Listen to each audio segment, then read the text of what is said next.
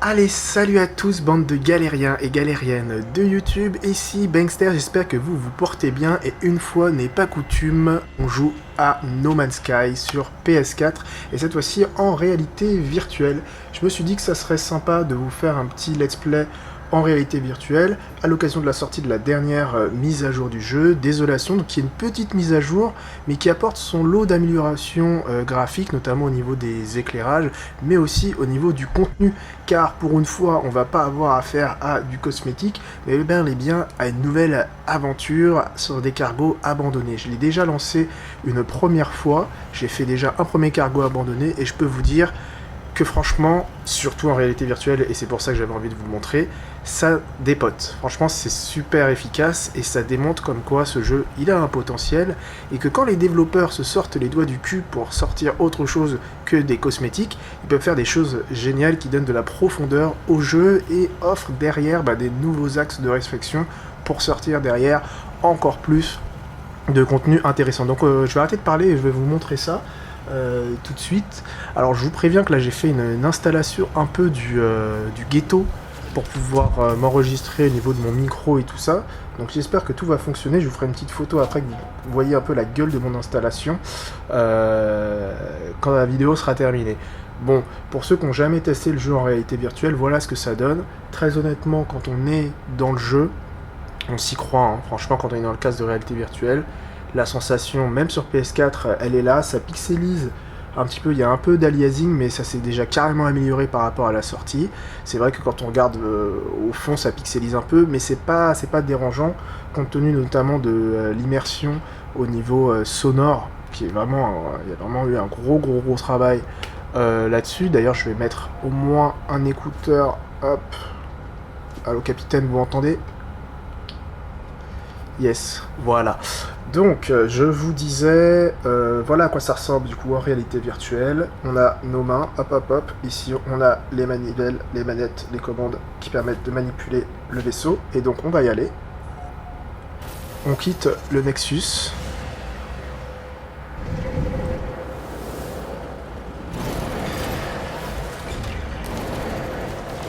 Donc moi, en fait, je vais faire mon commentaire. Il va être sur deux aspects, donc la nouvelle mise à jour, mais aussi profiter pour faire un peu plus en détail une review de la réalité virtuelle, puisque dans ma première vidéo sur le jeu, j'avais parlé brièvement de la réalité virtuelle, mais très honnêtement, il y a pas mal de choses à en dire, et pas mal de choses positives. Alors, ce qu'il faut faire du coup, ce qu'on va faire, c'est détecter, je veux dire, un cargo abandonné. Donc pour ce faire, on va aller dans l'inventaire. Et on va utiliser... Normalement, j'ai un objet qui me permet de faire ça. Et il est ici. Régler le signal.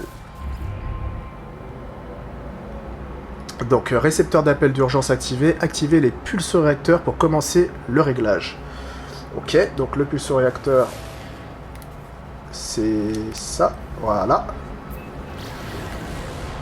Mince. Il faut que je m'éloigne des cargos, sinon je peux pas utiliser le pulsoréacteur. On va aller par là.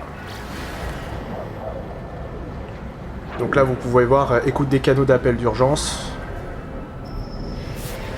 Et voilà le famoso cargo abandonné. Et pourquoi vraiment j'avais envie de vous faire ça en réalité virtuelle? Je sais que pour vous ça va pas rendre, mais je peux vous jurer que quand on est dans le jeu, on s'y croirait.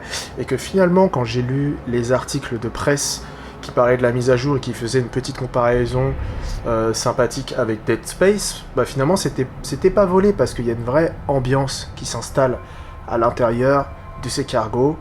Le jeu bascule un petit peu en Survival Horror. Bon, je pèse mes mots, mais il y a quand même une espèce d'ambiance qui s'installe. Là, franchement, les sensations, les impressions d'échelle, elles sont là. Franchement, c'est super efficace, et à chaque fois que j'y retourne, ça marche. Et alors, quand je vous dis la première fois que j'ai lancé le jeu, c'était du tonnerre, et là, vraiment, les développeurs, ils ont vraiment créé un jeu à part entière en réalité virtuelle. Il y a très peu de jeux qui, en réalité, sont des vrais jeux de réalité virtuelle. Moi, j'ai joué à Resident Evil 7, qui est un vrai jeu en réalité virtuelle. Mais après, le catalogue, comment on fait pour atterrir déjà? Alors, je me rappelle plus comment on atterrit. Je vais essayer comme ça. Yes, j'ai réussi. Donc je disais le catalogue de jeux en réalité virtuelle sur PlayStation 4, de vrais jeux qui proposent une vraie aventure complète, bah, il n'est pas si gros que ça ce catalogue. Et No Man's Sky, lui, bah, pour le coup, il propose vraiment un jeu intégral en réalité virtuelle. C'est toute l'expérience de jeu qui a été revisitée pour être compatible avec le casque de réalité virtuelle. Donc très honnêtement, ça marche. Ça marche du tonnerre.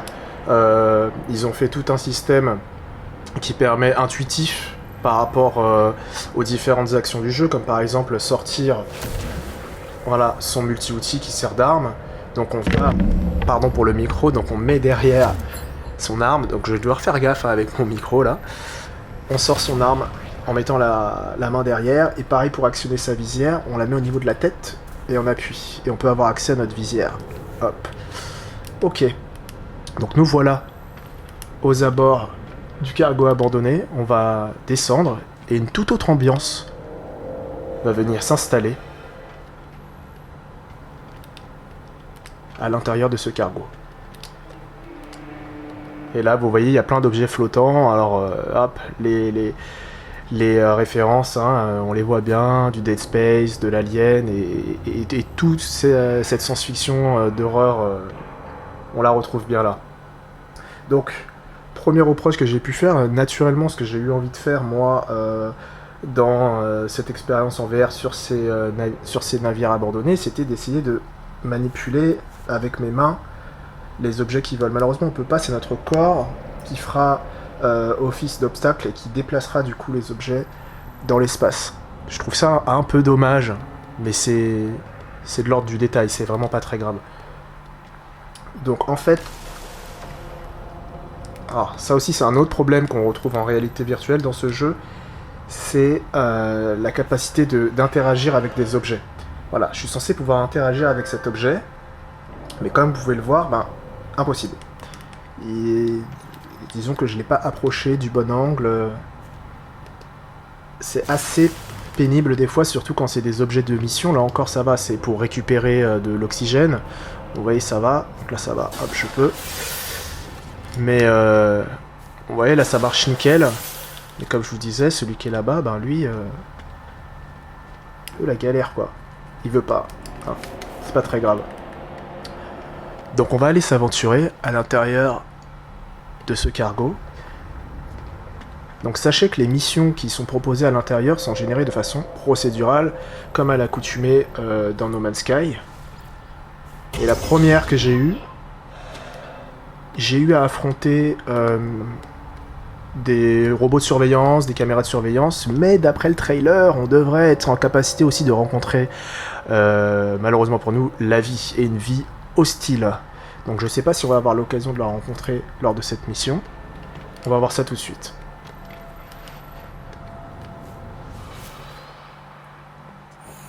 Statut VM Ikugo X2, incident grave, verrouillage complet, accès refusé.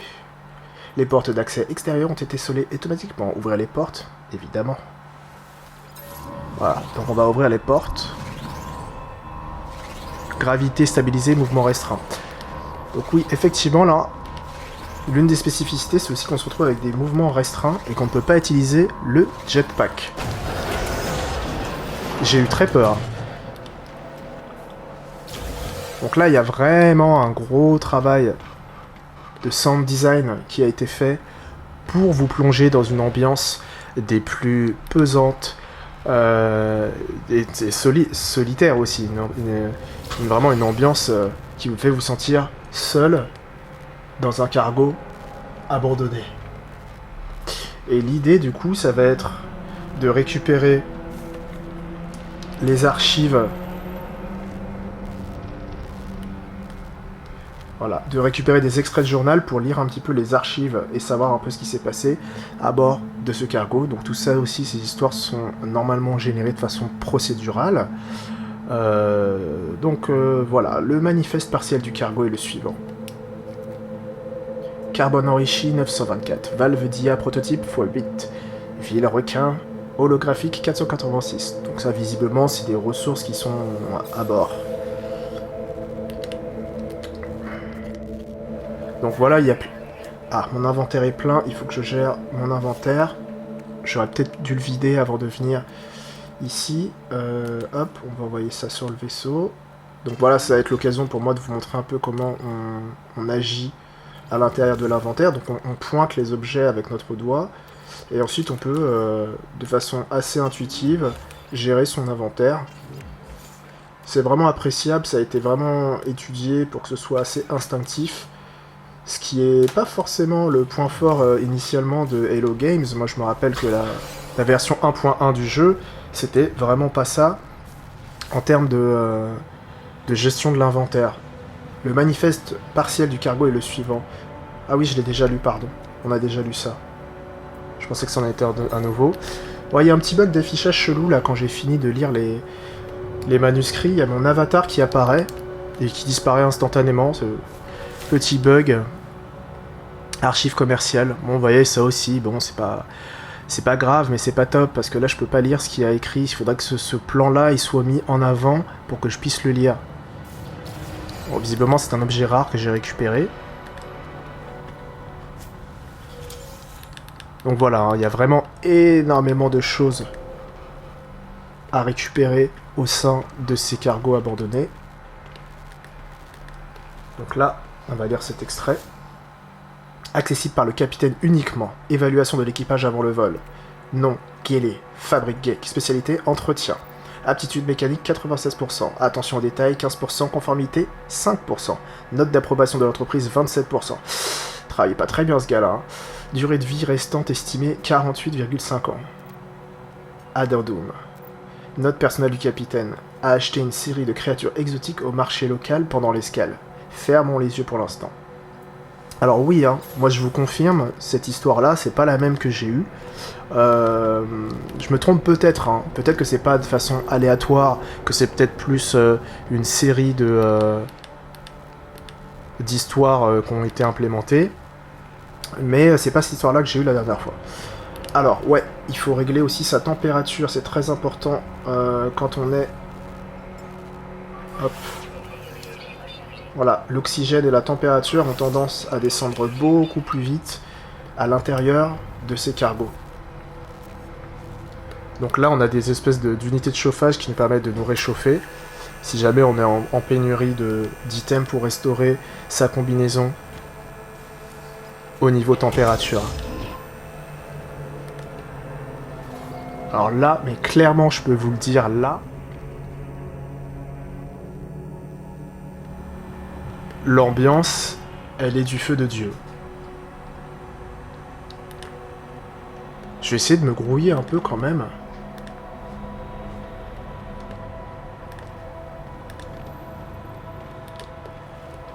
Alors par contre, ça ressemble quand même vachement à... Même si le journal effectivement n'était pas le même, la deuxième salle, elle ressemblait vachement à ça, la deuxième salle que j'avais fait dans le premier cargo.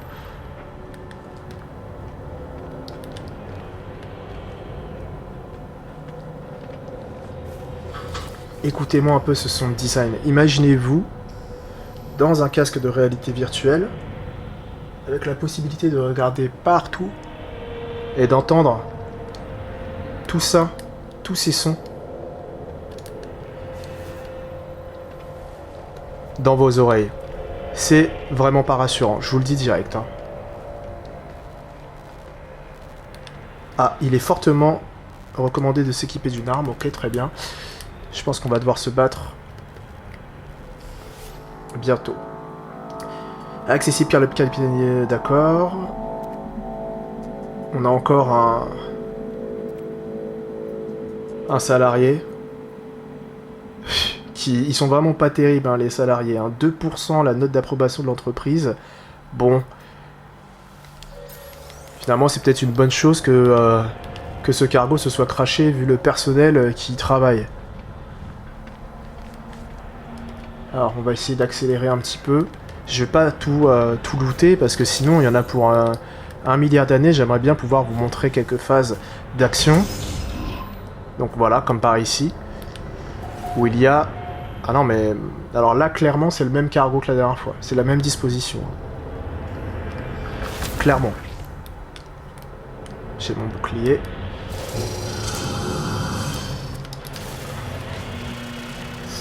Alors, on va essayer de changer d'arme dans la panique, là.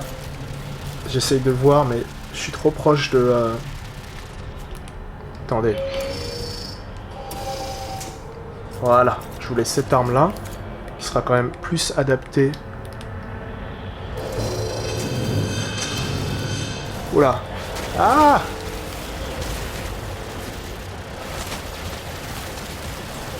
Bon, voilà. Ce combat va être l'occasion quand même de vous donner un peu mon retour sur le feeling, la sensation qu'on a quand on tire.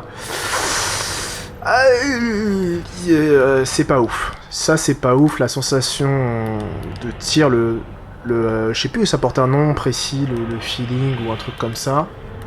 Elle est pas ouf. On n'a pas l'impression qu'on tire, on a plus l'impression qu'on pointe et qu'on appuie, quoi. Bon, c'est pas très très grave, mais... Donc là, j'ai mon bouclier. Est-ce que je peux tirer en même temps? Oh, un peu de la merde, hein. Allez. De toute façon, dans No Man's Sky, ça n'a jamais vraiment été les combats, le cœur du jeu. C'est... Je veux pas dire que c'est une... Si, c'est... Le jeu n'a pas pour vocation d'être un jeu de tir. Donc, on peut lui en tenir rigueur le fait que ce soit pas ouf. Mais voilà, c'est pas non plus très très grave, quoi. Par contre, le jeu il peut pas non plus nous demander d'être exigeant. Ça c'est pas possible vu le niveau de gameplay. Qu'est-ce qui se passe? Ok. Vu le niveau de gameplay au niveau du tir, le jeu ne peut pas se permettre d'être exigeant. Donc c'est des gunfights assez sommaires, ma foi. Vous voyez là, ces espèces de créatures là qu'on peut looter. Ça nous donne de la bave. Qu'est-ce qui se passe? C'est quoi ce bruit là? Il y a de la baston là derrière là. Ouais, ça c'est des espèces de drones. Ouais, je confirme, c'est exactement le même... Oh putain, ça m'a surpris. C'est exactement le même cargo que la dernière fois.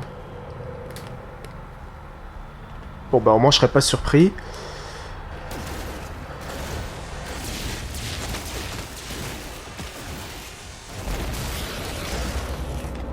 Ouais, j'ai un peu l'impression, ouais effectivement quand je tire j'ai un peu l'impression d'être voilà comme ça quoi. Pop pop pop pop, c'est pas... Bon. Mais c'est pas grave, c'est pas grave. Putain. Merde. J'arrive pas à l'attraper. Bon, c'est pas grave. Il faut que je restaure un peu ma protection thermique. Voilà. Bon voilà, je sais pas ce que vous en pensez. Franchement, si vous avez le casque de réalité virtuelle, que vous vous êtes toujours demandé, ouais, ce jeu, No Man's Sky, ça a l'air pas mal, mais en même temps, on entend tellement de trucs dessus. Il est souvent en promo, le jeu, n'hésitez pas, franchement, c'est vraiment à tester. Cette mise à jour, je trouve qu'elle apporte vraiment quelque chose au niveau de la réalité virtuelle.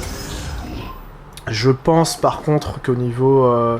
si je jouais en normal, bon, ça aurait été sympathique, mais je pense que j'aurais vite fait le tour. Donc en fait, elle ouvre un champ des possibles, cette mise à jour.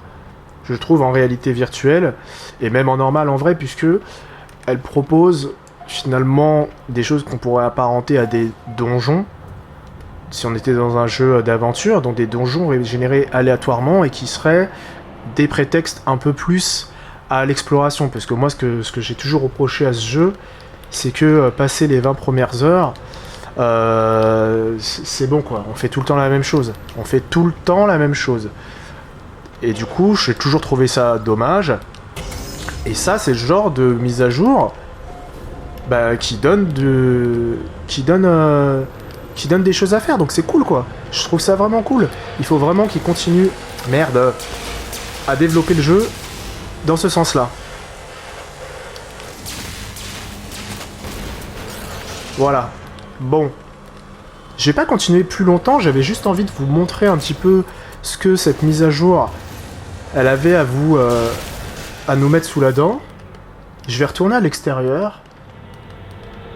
Voilà, comme ça, en plus, je vous spoilerai pas trop si jamais, effectivement, il doit y avoir des rencontres autres que des rencontres mécaniques. Je vous spoilerai pas plus. Et on va retourner à mon vaisseau. Et voilà, il y a aussi quelque chose de très important que j'avais envie de dire à propos de cette mise à jour, c'est que être dans ces cargos, on a vraiment la sensation d'être ailleurs. Qu'est-ce que je veux dire quand je veux dire ailleurs? C'est que c'est un sentiment que j'ai un peu du mal à exprimer, mais je l'avais déjà exprimé dans des jeux genre Skyrim, quand on est dans un donjon, dans une grotte pendant 1 heure et qu'on ressort enfin à la surface, on a vraiment la sensation d'être sorti de quelque chose. Et je trouve que c'est super satisfaisant cette sensation de libération, de s'être senti dans quelque chose de fermé, où il se passait une aventure complètement différente, un jeu dans le jeu en fait.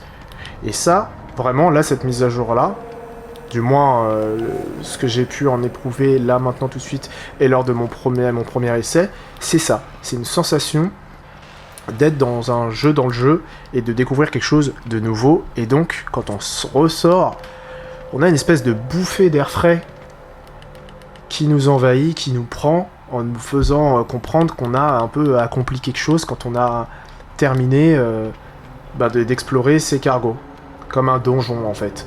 Et je trouve ça plutôt cool. Je sais pas ce que vous en pensez, mais c'est vraiment à tester. Je pense que c'est vraiment à tester. Et voilà, clairement, là, la sensation de monter sur son vaisseau... Alors, je vais pas le faire, parce que si je le fais, je crois que ça va despawn le vaisseau, je suis pas sûr. Ouais, je le fais quand même, c'est pas grave. On va prendre le vaisseau. Et voilà, donc la sensation de quitter ce cargo, bah c'est énorme. Il y a une sensation d'accomplissement. J'ai vécu une aventure, et c'est ça qui manque cruellement dans No Man's Sky, c'est la sensation d'aventure. Là, on a vécu une aventure, et je trouve ça génial. À voir maintenant ce que ça propose en termes d'histoire, parce qu'apparemment, donc, il y a un lore avec plusieurs missions, c'est pas juste des cargos à explorer, ça nous met sur les pistes... ça nous met sur les pistes de choses nouvelles concernant l'histoire du jeu. Donc voilà, moi je vais pas vous en dire plus, j'avais pas grand chose à dire, je voulais surtout vous montrer et aussi vous expliquer ma satisfaction un peu plus concernant le travail d'Hello Games, qui pour moi retourne dans une direction intéressante et qui va me donner envie de relancer le jeu plus souvent, parce que là je l'avais boudé depuis la dernière mise à jour. Donc voilà, c'était Bankster, j'espère que cette vidéo vous a plu. N'hésitez pas à vous abonner si vous voulez en voir d'autres, mais aussi pour voir le reste de mon contenu, puisque je fais pas que du jeu vidéo, je fais un peu tout ce qui me passe par la tête, et pour l'instant c'est surtout des vidéos de création plastique, notamment pour l'instant orientées sur le gunpla, donc le maquettisme. Donc n'hésitez pas à aller faire un tour sur le reste de mon contenu, ça me fera super plaisir. Lâchez un commentaire, je suis curieux de savoir si vous avez testé cette mise à jour et de connaître votre avis. Et n'hésitez pas du coup à liker et à partager cette vidéo. Je vous dis à très bientôt, c'était Bankster en réalité virtuelle. Allez, ciao!